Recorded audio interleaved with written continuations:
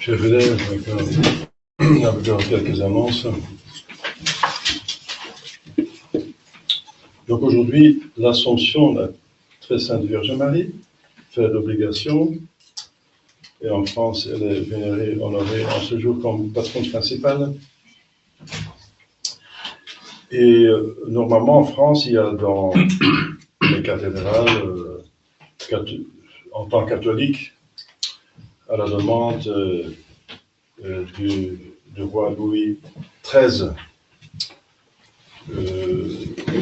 après le chant des vêpres, la procession du vœu de ce roi, avec un acte de consécration à Sainte Vierge. Demain, c'est samedi, Saint Joachim, père de Très Sainte Vierge Marie. Et dimanche, c'est le 10e dimanche après la Pentecôte.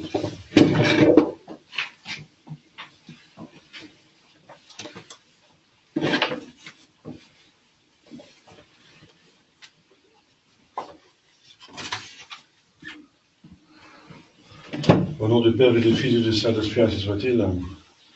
Je vais faire un sermon, ensuite on va finir par le vœu de Louis XIII. Chers fidèles, cette fête est une des plus grandes fêtes de l'année. C'est pour ça que notre Sainte Mère et l'Église l'a voulu comme une fête chômée, une des 4 fêtes chômées qui restent après le concordat complet avec Napoléon, qui a diminué malheureusement les fêtes qui sont prévues dans le droit canon, avec Noël, l'Ascension, la Toussaint. C'est une fête donc qui est considérée comme un dimanche. Alors, l'Assomption, c'est un parallèle avec l'ascension de notre Seigneur Jésus-Christ. C'est la fin et l'apothéose de sa vie sur terre, de leur vie sur terre, au pluriel. L'Assomption, c'est en signification plus large, parce que l'Assomption est arrivée après sa mort, donc au sens large, parce que c'est arrivé 3 jours après sa mort, juste comme notre Seigneur Jésus-Christ. Il y a un parallèle frappant. C'est pour ça il n'y a pas dans les évangiles que la Sainte Vierge est morte, que ce n'est pas non plus quelque part un dogme, mais la plupart des théologiens croient que l'Église croit qu'elle est morte avant d'être amenée par le bon Dieu au ciel, corps et âme. Donc elle est quand même décédée. Pour plusieurs raisons, la Sainte Vierge n'est pas plus que notre Seigneur Jésus-Christ. Si notre Jésus-Christ est mort, il convient que nous qui sommes moindres, nous allons tous mourir. Deuxième raison, c'est l'économie de la rédemption. Jésus-Marie sont le couple salvateur, et ils vont réparer ce qu'Adam et Ève ont cassé, ont détruit. Donc, Adam et Ève ont détruit la vie éternelle, donc la vie immortelle de corps, n'est-ce pas, qui était prévue par Dieu, et qui s'effectuerait par l'arbre de vie, qui était au centre de Éden, du paradis terrestre.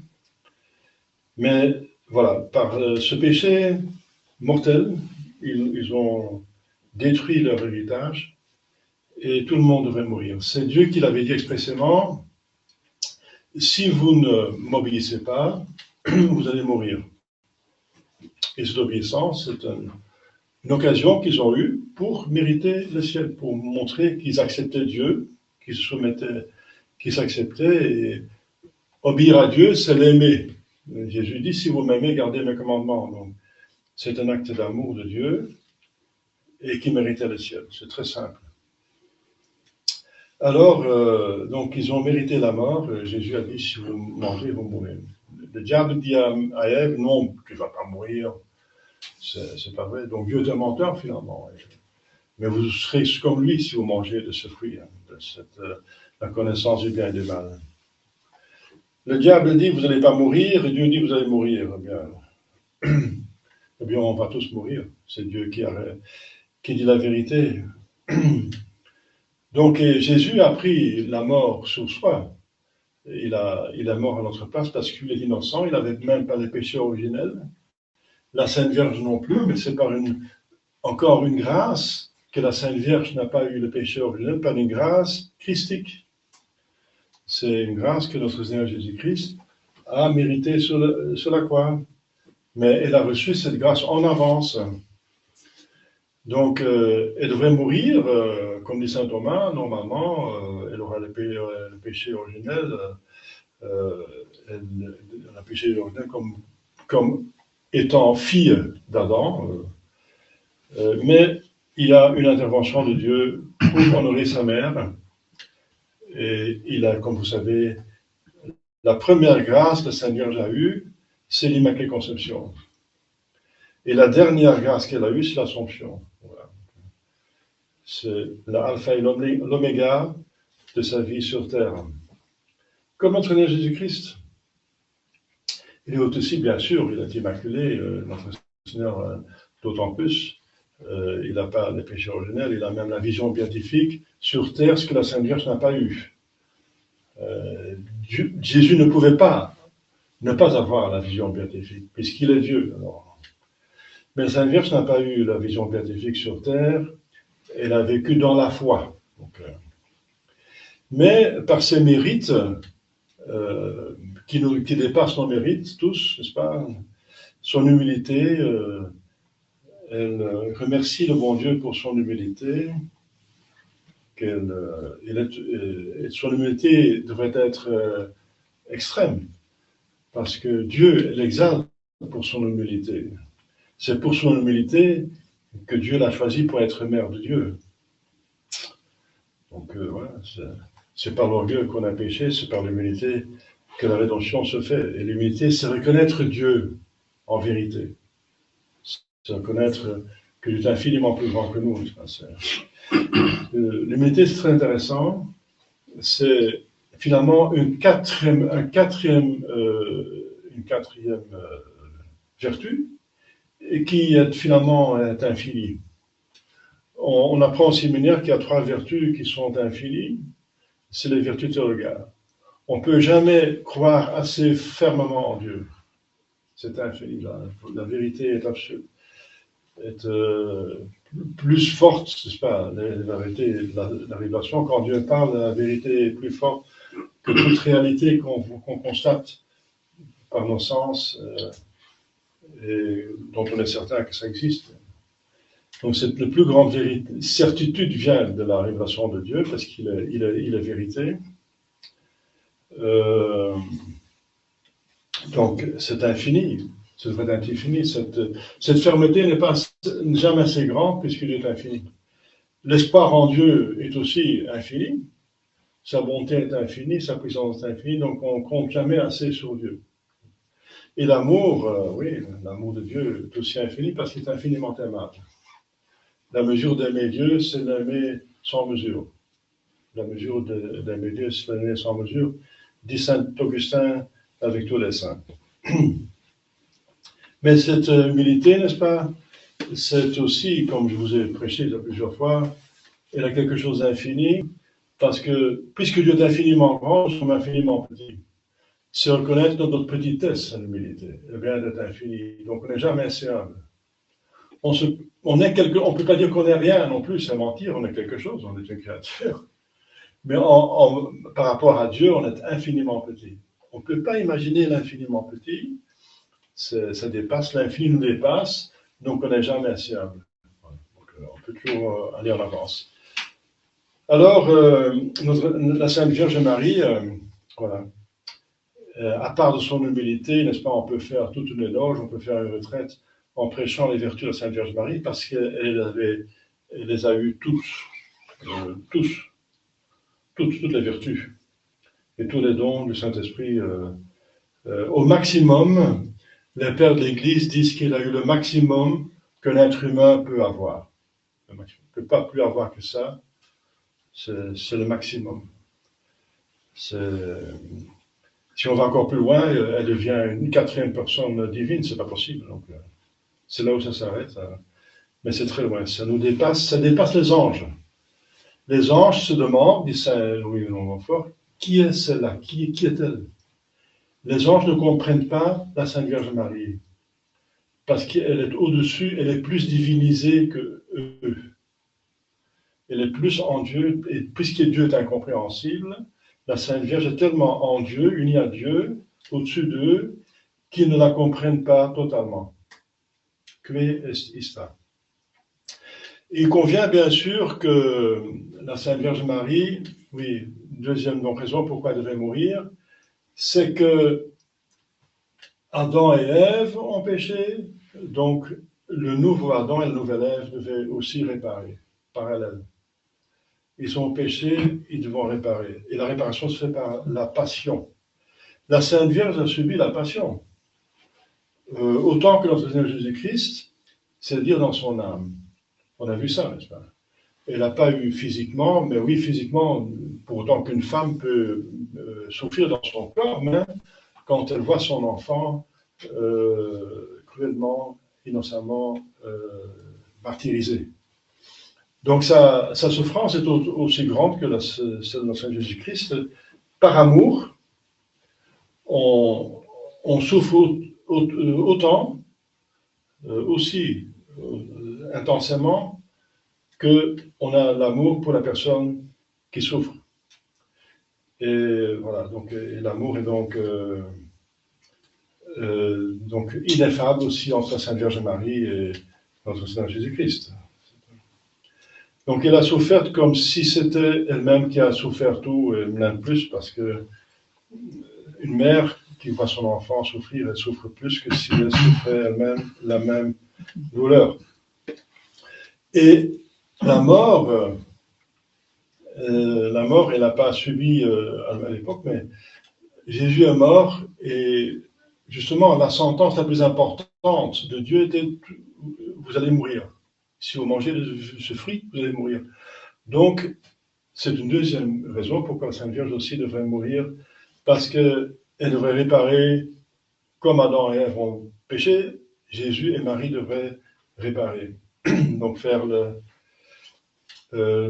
antipoids, donc le contrepoids, restaurer, donc mettre la balance de la justice divine en équilibre, et même faire pencher le plus, parce que les mérites de notre Seigneur Jésus-Christ et Marie avec Jésus sont plus grands que tout péché, n'est-ce pas? Alors il convient que la Sainte Vierge meure, et elle est morte selon la plupart, donc probablement, enfin certainement elle est morte, c'est pas encore un dogme, mais c'est certain, quasiment certain. En tout cas, ce qui est certain, c'est qu'il y a encore ce récit de Saint Jean Damascène au 7e siècle, c'est un des derniers pères de l'Église, et qui a recueilli tous les récits, n'est-ce pas, la tradition sur cette Assomption. Et vous savez, j'en ai parlé les autres années, qu'il dit que les anges ont donc récupéré, donc pris de manière miraculeuse les apôtres qui étaient dans le monde entier. Ils les ont transportés et tout près du le lit de la Sainte Vierge Marie qui est en train de mourir. Saint Jean était là, bien sûr, parce qu'il vivait avec Saint Jean. Elle a encore vécu à peu près, selon la tradition, 20 ans après la mort de Saint Jésus-Christ, après l'ascension de Saint Jésus-Christ. 20 ans. Et ils étaient là, donc ils l'ont vu mourir, ils l'ont enterré, donc elle était morte. Donc ce récit, la tradition montre qu'elle est vraiment morte, décédée. Mais il ne convient pas, comme pour le corps de Saint Jésus-Christ, que Dieu livre le corps de sa mère à la corruption. Elle est justement venue pour réparer la corruption, pour donner la vie. Elle qui a donné la vie à Dieu, à la deuxième personne divine, n'est-ce pas? Elle a donné, comme elle était mère de son humanité, bien sûr. Ça ne convient pas qu'elle soit livrée à la décomposition, n'est-ce pas? Comme le corps de Saint Jésus-Christ, et comme dit l'Écriture sainte, Dieu n'abandonne pas le corps de son sein à la corruption. Et la Providence a voulu que Saint Thomas vienne trop tard. C'est peut-être encore un petit châtiment quand il a douté de notre Saint Jésus-Christ. Il venait aussi trop tard et il a douté. Eh bien, maintenant, il a bien réparé parce que c'est à cause de lui. Il y a ici un vitrail qui montre, Saint Thomas est là à la droite, qui demande à Saint Jean, qui est avec Sainte Vierge, et Saint Pierre qui est à la gauche, qui est l'apôtre le plus important, Saint Jean qui est debout, de ouvrir le tombeau pour voir le corps de la Sainte Vierge Marie. Et ils le font, donc ils ouvrent le tombeau et il est vide. Voilà. La preuve qu'elle est allée au ciel. Ils n'ont pas vu aller au ciel, mais ils ont vu le tombeau vide après 3 jours. Et il y a une odeur de rose qui sort, une odeur que du tombeau, on voit les fleurs là qui symbolent cette odeur. Et on trouve quelques habits encore, donc la ceinture de la Sainte Vierge Marie que Saint Jean va garder comme relique. Et les autres apôtres les gardent en haut parce qu'ils savent qu'elle est allée dans le ciel. Donc, c'est le récit de Saint Jean Damascène.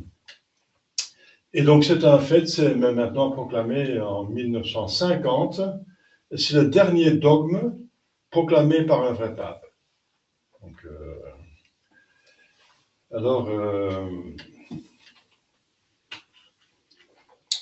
donc en 1950 par Pie XII. Et le dernier dogme. Et dans l'Écriture sainte, enfin dire, qui est citée dans la messe, on voit la femme d'Apocalypse. Et c'est justement la gloire que la Sainte Vierge a. Parce que qui est cette femme, n'est-ce pas, qui est enceinte? Je vois un grand signe dans le ciel, une femme. Eh bien, elle est enceinte et il y a à côté un grand monstre qui la menace. Eh bien, c'est la Sainte Vierge Marie, l'Église le convient. Elle est enceinte de qui? Mais puisque l'Apocalypse agit de l'avenir, c'est une prophétie pour l'avenir de l'Église. Il ne s'agit pas de notre Seigneur Jésus-Christ physiquement, puisqu'il est déjà né il y a donc 2000 ans. Plus que 2000 ans, il a 2025 ans, mais il est né. Donc elle est enceinte elle ne peut qu'être enceinte de Jésus. Alors, qu'est-ce que ça veut dire? Eh bien, vous savez que sous la croix, Jésus a dit, voici ta mère, voici ton fils. À la Sainte Vierge Marie et à Saint Jean. Et Saint Jean représentait l'Église.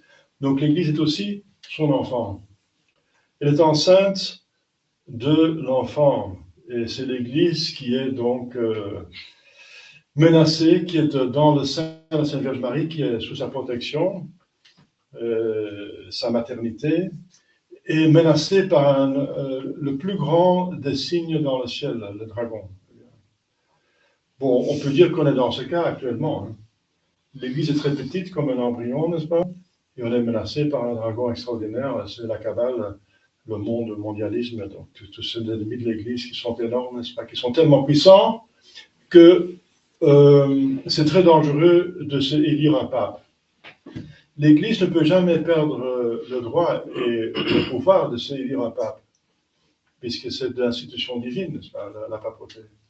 Mais ça doit être fait par comme vous savez, un conclave, ça veut dire un conclave de cardinaux, puisque tous les cardinaux actuellement sont des hérétiques, qui sont acceptés du Vatican II. Comme vous savez, il n'y a pas de cardinaux catholiques. Alors, les docteurs de l'Église disent clairement, dans ce cas-là, il faut accepter que l'Église qui ne peut pas perdre ce pouvoir, par dévolution, ce pouvoir descend vers le premier institut, la première autorité dans l'Église qui fonctionne bien, et ce sont les évêques. Donc les évêques ensemble, en conclave, c'est dit, donc en conclave, l'idéal c'est qu'ils sont tous unanimes, mais la plus grande ou plus sainte partie, c'est le minimum. Ils ont le droit et peut-être le devoir, oui, le devoir pour élire un pape. C'est pas encore fait parce que en ce moment c'est pratiquement impossible. Pas seulement parce que les évêques ne sont pas, enfin, ils sont pas divisés, mais tout le monde a son opinion. Les opinions sont permises dans l'Église, c'est sûr. Ils ont plusieurs opinions parmi les évêques catholiques, donc c'est des vacantistes, plusieurs opinions. Mais les opinions, c'est permis. Saint Augustin dit, dans la foi, il faut l'unité, dans les opinions, la liberté, et dans tous, la charité. Voilà. Qu'ils ont des plans différents, il faut l'accepter, ça a toujours été comme ça, que les dominicains avaient d'autres opinions que les franciscains, etc. Donc, mais il faut quand même une unité, ils sont tous dans l'unisson pour dire qu'un hérétique ne peut pas être pape, bien sûr. Et pour autant que je sache, ils ont tous, j'en ai parlé avec plusieurs, ils sont tous d'accord en principe que si tous les évêques sont d'accord sur un pape, il est pape. Mais pourquoi c'est pas possible? Pratiquement, parce que justement, le pape est ciblé par la franc-maçonnerie, par la cabale. C'est le plus grand ennemi, c'est ce qu'ils ont dit même dans leur programme du 19e siècle qui a été découvert de l'Alta Vendetta par Cretino Joly. Qu'ils ont dit il faut un pape qui soit pour nos idées, alors notre révolution dans l'Église est parfaite. Et ils ont obtenu ça avec la Vatican II. Donc, ils ont eu des papes qui étaient favorables à la franc-maçonnerie et même, selon des témoignages, francs-maçons, tout simplement. Et alors, ils sont trop contents, n'est-ce pas, que c'est comme ça. Donc, et alors, ils ont dit notre voie est libre. Le plus grand obstacle pour notre ordre mondial, c'était le pape catholique. Le plus grand obstacle. Mais le pape ne peut pas bien fonctionner sans une autorité politique. Ça, vous savez. Donc, on va dans l'histoire de l'Église. Le pape, son autorité politique, l'autorité politique est même hostile. C'est ça les papes des premiers siècles, ils sont presque tous martyrs. Une fois que Constantin reconnaît l'Église, l'Église s'épanouit, n'est-ce pas? Alors, l'Église peut s'épanouir avec des autorités qui acceptent le catholicisme et qui sont même des saints. Charlemagne a vécu saintement, sauf avec les femmes, il y avait des problèmes. C'était le problème des Francs à l'époque aussi. Et notre clergé avait toléré ça. Enfin, c'est un peu compliqué. En tout cas, il y a Saint-Louis, il y a Saint-Henri, il y a Saint-Othon même. Il y a plusieurs Othons. Il y a des mauvais Othons, des bons Othons. Empereur allemand. Et quand l'empereur allemand, n'est-ce pas, il fait le difficile comme Frédéric Barberousse, le pape souffre, n'est-ce pas, la chrétienté est divisée, est affaiblie contre l'islam, c'est de la catastrophe. Donc, vous voyez que le pape peut bien fonctionner, et maintenant surtout, n'est-ce pas, dès qu'il y aura un pape, en principe, on pourrait élire un pape. Si tous les évêques se mettent d'accord, on peut élire un pape. Mais s'il n'est pas protégé par quelqu'un de puissant, il va être éliminé directement par la franc-maçonnerie. J'ai eu cette information aussi d'un fils officier des renseignements gouvernementaux en France que j'ai parlé il y a quelques années. Il m'a dit la franc-maçonnerie cherchait le pape catholique à le faire détruire. Et donc, c'est ça le problème. Donc, et maintenant, on comprend bien ces prophéties du grand monarque et du grand pape. Ça va ensemble. Et pour avoir un grand pape, un pape qui va tout restaurer, bien sûr, on peut avoir un pape qui est resté autour du radar. Est-ce que c'est possible? Qui va gérer comme un Saint-Pierre une petite communauté dans les catacombes. Oui. À l'époque, c'était possible, mais maintenant, c'est plus difficile avec les moyens techniques qu'ils ont pour tout repérer. Hein. C'est beaucoup plus difficile maintenant de se dérober au contrôle des gouvernements, parce qu'ils veulent contrôler justement le plus possible la population.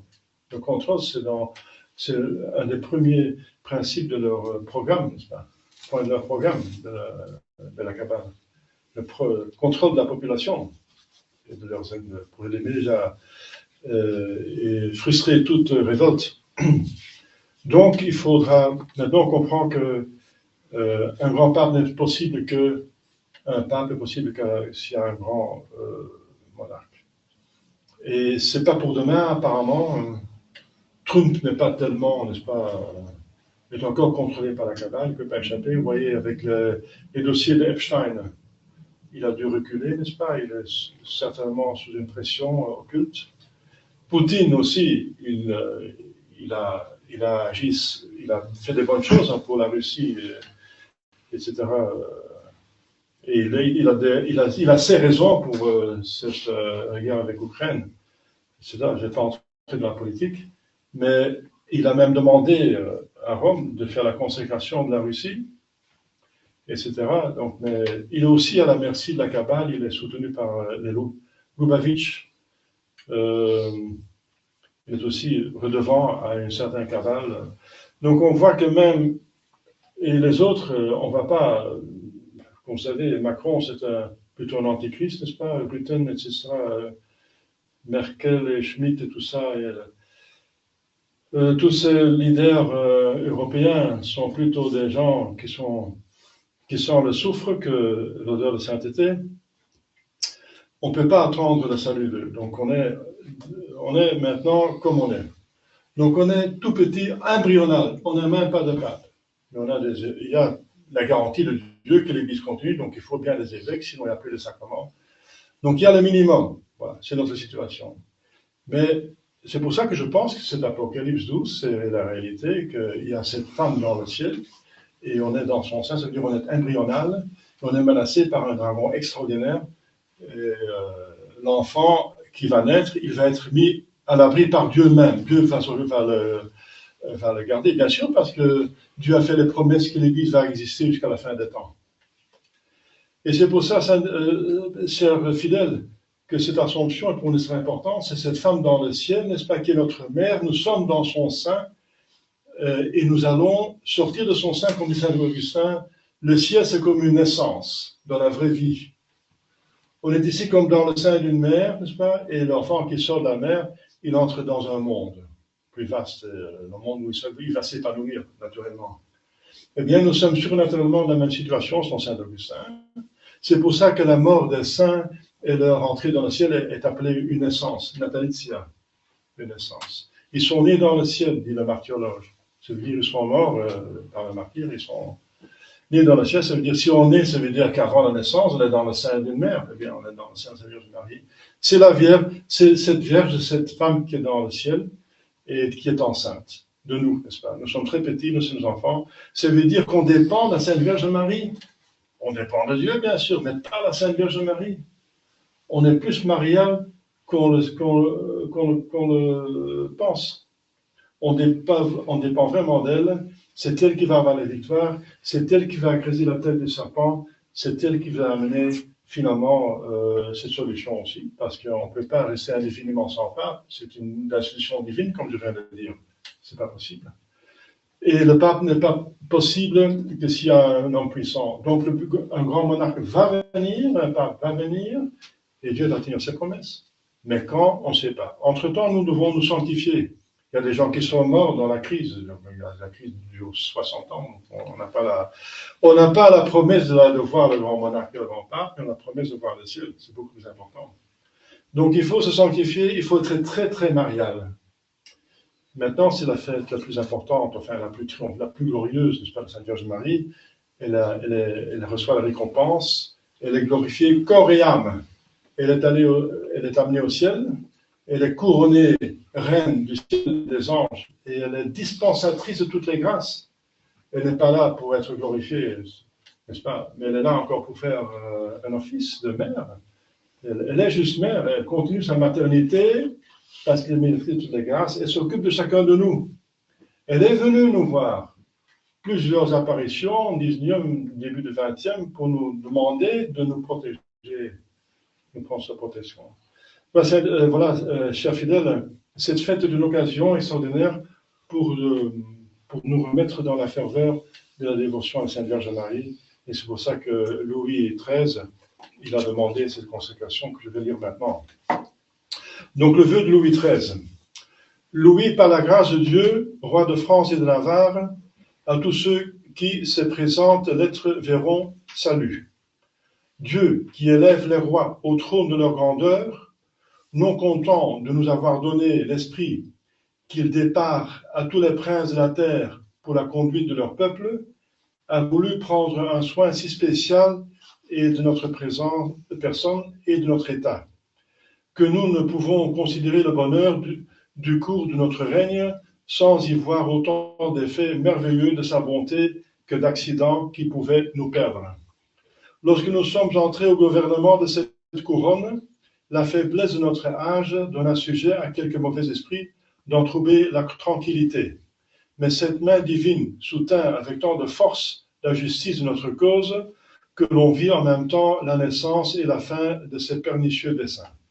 En divers autres temps, l'artifice des hommes et la malice du démon ayant suscité et fomenté des divisions non moins dangereuses pour notre couronne que préjudiciables à notre maison, il lui a plu en détourner le mal avec autant de douceur que de justice. La rébellion de l'hérésie ayant aussi formé un parti dans l'État qui n'avait d'autre but que de partager notre autorité, il s'est servi de nous pour en abattre l'orgueil et a permis que nous ayons révélé les saints autels en tous les lieux où la violence de cet injuste parti en avait ôté les marques. Quand nous avons entrepris la protection de nos alliés, il a donné des succès si heureux à nos armes qu'à la vue de toute l'Europe, contre l'espérance de tout le monde, nous les avons rétablis en la possession de leurs États dont ils avaient été dépouillés. Si les plus grandes forces des ennemis de cette couronne se sont ralliées pour conspirer à sa ruine, il a confondu les ambitieux desseins pour faire voir à toutes les nations que comme sa providence a fondé cet État, sa bonté le conserve, sa puissance le défend. Tant de grâces si évidentes font que, pour n'en différer pas la reconnaissance, sans attendre la paix, qui nous viendra de la même main dont nous l'avons reçue, et que nous désirons avec ardeur pour en faire sentir les fruits aux peuples qui nous sont commis, nous avons cru être obligés, nous prosternant aux pieds de sa majesté divine, que nous adorons en trois personnes, à ceux de la Sainte Vierge et de la Sacrée Croix, où nous vénérons l'accomplissement des mystères de notre rédemption par la vie et la mort du Fils de Dieu en notre chair, de nous consacrer à la grandeur de Dieu par son Fils rabaissé jusqu'à nous, et à ce Fils par sa mère élevée jusqu'à lui, en la protection de laquelle nous mettons particulièrement notre personne, notre état, notre couronne, tous nos sujets, pour obtenir par ce moyen celle de la Sainte Trinité, par son intercession et de toute la cour céleste, par son autorité et exemple, nos mains n'étant pas assez pures pour présenter nos offrandes à la pureté même, nous croyons que celles qui ont été dignes de le porter les rendront hosties agréables, et ces choses bien raisonnables qu'ayant été médiatrices de ces bienfaits et le soin de nos actions de grâce. À ces causes, nous avons déclaré et déclarons que, prenant la très sainte et très glorieuse Vierge pour protectrice spéciale de notre royaume, nous lui consacrons particulièrement notre personne, notre état, notre couronne et nos sujets, la suppliant de nous vouloir inspirer une sainte conduite et défendre avec tant de soin son royaume contre l'effort de tous ses ennemis, que, soit qu'ils souffrent le fléau de la guerre ou jouissent de la douceur de la paix, que nous demandons à Dieu de tout notre cœur et ne sortent point des voies de la grâce qui conduisent à celle de la gloire.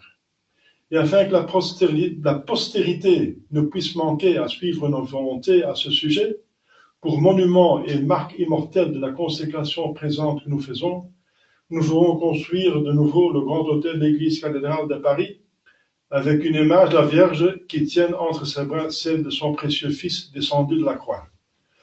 Nous serons représentés aux pieds du Fils et de la Mère, comme leur offrant notre couronne et notre sceptre. Nous admonestrons le sieur, donc monsieur l'archevêque de Paris, et néanmoins lui enjoignons que tous les ans, le jour et fête de l'Assomption, il fasse faire commémoration de notre présente déclaration à la grande messe qui se lira en son église cathédrale, et qu'après les vêpres du 10 jours, il soit fait une procession à la dite église à laquelle assisteront toutes les compagnies souveraines et le cœur de la ville, avec pareille cérémonie que celle qui s'observe aux processions générales plus solennelles. Ce que nous voulons aussi être fait en toutes les églises tant paroissiales que celles des monastères de la dite ville et faubourgs, et en toutes les villes, bourgs et villages du dit diocèse de Paris. Exhortons pareillement tous les archevêques et évêques de notre royaume, et néanmoins leur enjoignons de faire célébrer la même solennité en leurs églises épiscopales et autres églises de leur diocèse, entendant qu'à la dite cérémonie, les cours de parlement, les autres compagnies souveraines et les principaux officiers des villes y soient présents. Et d'autant qu'il y a plusieurs églises épiscopales qui ne sont point dédiées à la Vierge, nous exhortons les 10 archevêques et évêques, en ce cas, de lui dédier la principale chapelle des dites églises, pour y faire la dite cérémonie, et d'y élever un autel avec un ornement convenable et une action si célèbre, et d'admonester tous les peuples d'avoir une dévotion toute particulière à la Vierge, d'implorer en ce jour sa protection, afin que, sous une si puissante patronne, notre royaume soit à couvert de toutes les entreprises de ses ennemis, qui jouissent longuement d'une bonne paix, que Dieu y soit servi et révéré si saintement que nous et nos sujets puissions arriver heureusement à la dernière fin pour laquelle nous avons tous été créés. Car tel est notre bon plaisir. Donné à Saint-Germain-en-Laye le 10e jour de février, l'an de grâce 1638, et de notre règne le 28e, Louis XIII. Bon, nous pouvons donc confirmer cette consécration, n'est-ce pas? Quoique on est en Belgique, la Belgique a aussi besoin de cette consécration que tout autre pays actuellement, et que maintenant la franc-maçonnerie règne. Cette consécration va servir pour le petit reste qui est toujours l'Église, qu'il prend la force et qu'il reste, demeure et qu'il soit le fondement de la restauration de la chrétienté. Au nom du Père et du Fils et du Saint-Esprit, ainsi soit-il.